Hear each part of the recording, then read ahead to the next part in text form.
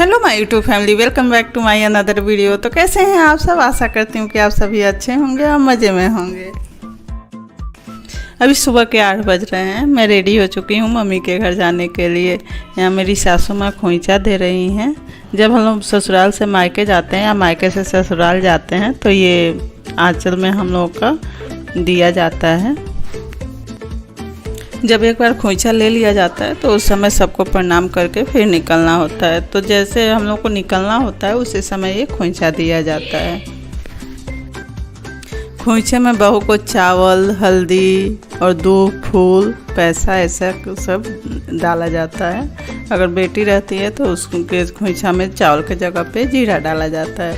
तो यहाँ से मैं लेके खोइंचा भगवान जी को प्रणाम करके और फिर निकल रही हूँ। सुबह सुबह ही गाड़ी आ गई थी तो हम लोग सुबह सुबह ही तैयार होकर निकल गए थे। ये मेरी बड़ी ननद हैं, ये साथ में आई थी नीचे तक छोड़ने। गाड़ी के पास ही पापा जी खड़े हुए थे बहू और पोती की विदाई करने के लिए। भैया को कहीं सुबह सुबह बाहर जाना था तो ड्राइवर के साथ मेरा भतीजा आया था मुझे बुलाने के लिए।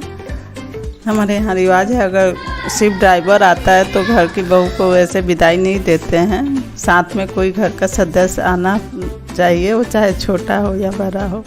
तो अब हम लोग निकल गए हैं। मैं अपने ससुराल से लगभग 3-4 किलोमीटर की दूरी पे आ गई हूँ।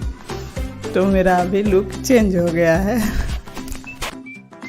ससुराल में तो सर पे पल्लू रखना पड़ता है, लेकिन ससुराल से निकलो तो फिर अपने मायके के जैसे ही रहना है।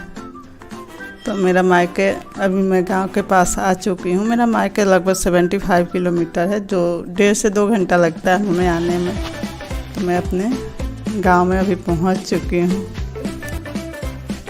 अपने गांव में घुसते ही एक अपनी मिट्टी की खुशबू अलग ही आने लगती है। यहाँ का माहौल, यहाँ की हरियाली, खेती देख के पता नहीं अजीब सा फीलिंग होता है।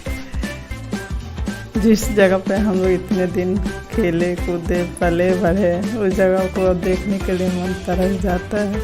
तो ये हमारे घर की बाउंड्री में हम लोग प्रवेश कर रहे हैं अभी। गाड़ी देखते ही मेरा छोटा वाला भतीजा दौड़ के आया कि बुआ आ गई, बुआ आ गई।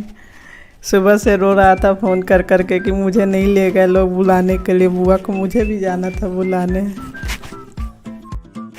सुबह 6 बजे गाड़ी यहाँ से निकली थी, इसलिए छोटू को नहीं ले गया लोग क्योंकि बहुत छोटा है अभी ये। जैसे ही हम लोग पापा आ गए बाहर, मम्मी भी आ गई मुझे रिसीव करने के लिए। भाभी शायद किचन में थी क्योंकि बहुत सारा खाना बनाया हुआ था उन्होंने, तो उनको थोड़ा सा आते आते टाइम लगा, लेकिन वो भी सुनी थी तो फट से आ गए थे। यहाँ मम्मी से मैं मिल रही हूँ।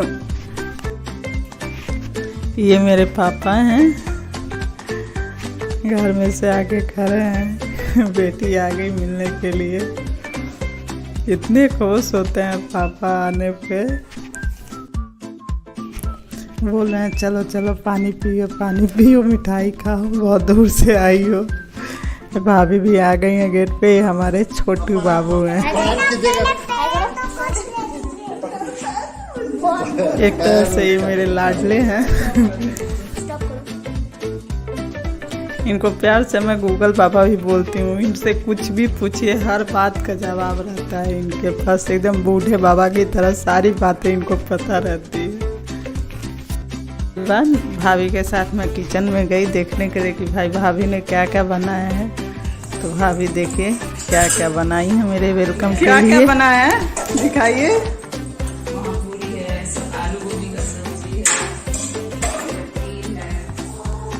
क्या बात है, काफी सारी चीजें बनी है भाई।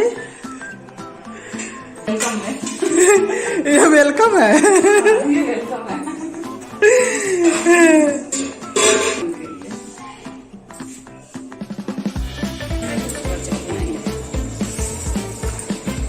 दाल पूरी है और ये सादा पूरी है।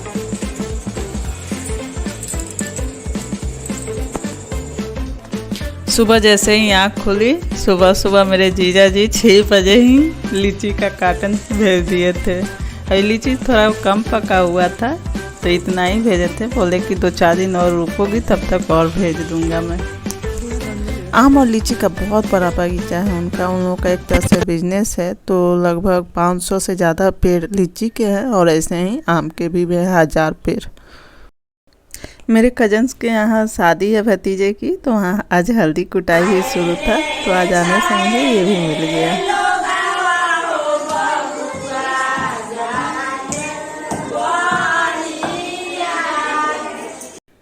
बड़ी नसीब से ये वक्त मुझे मिल गया, पूरे गांव के लोगों से मिलने को भी मौका मिल गया। बहुत साल हो गए थे पूरे गांव के लोगों से मिली नहीं थी मैं। शादी के पहले ये हल्दी कुटाई की रस्म होती है, तो ये वही रस्म हो रहा है।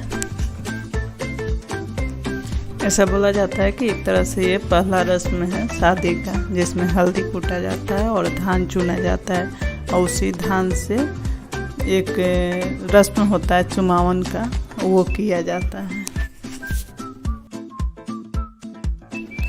मायके में तो अब सबसे मिलना या सब रस्में, ये त्यौहार बहुत नसीब से मिलता है, ये सब कहाँ मिलता है। कभी त्यौहार में आओ तो सब ससुराल में ही करना पड़ता है, मायके में तो अब कुछ होता ही नहीं है।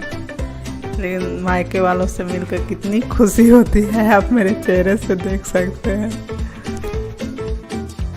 मेरे बाजू में जो बैठी है वो मेरी बहू है, भतीजे की बीवी है वो।